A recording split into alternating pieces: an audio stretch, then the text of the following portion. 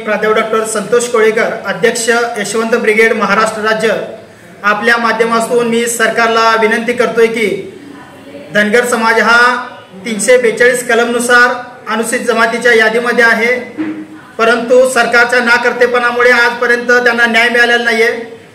अनेक वेगवेगळ्या समित्या स्थापन करून सरकार आज वेळकाढूपणा करत आहे, धनगर समाजाला आरक्षण देण्याचे टाळाटाळ करत आहे। आज सरकारने राज्यात आणि केंद्रात एकच सरकार असल्यामुळे आज सरकारने राज्याने केंद्राकडे शिफारस करावी आणि र आणि ड या पद्धतीचं जे स्पेलिंग मिस्टेक झालेला आहे ते स्पेलिंग मिस्टेक दुरुस्त करून धनगर समाज न्याय द्यावा। न्याय न दिल्यास आम्ही महाराष्ट्रभर यशवंत ब्रिगेडच्या माध्यमातून तीव्र आंदोलन करणार आहोत आणि याची सुरुवात आम्ही कोल्हापूर जिल्ह्यातून करत आहोत। आणि कोल्हापूर जिल्हा असा जिल्हा आहे जो एकदा जर आंदोलन सुरुवात झाली तर त्याचं पूर्ण देश पातळीवर त्याचं आंदोलन सुरुवात होते आणि न्याय मिळाल्याशिवाय ते थांबत नाही। त्यामुळे मी सरकारला विनंती करतो की आपण त्वरित धनगर समाज न्याय द्यावा।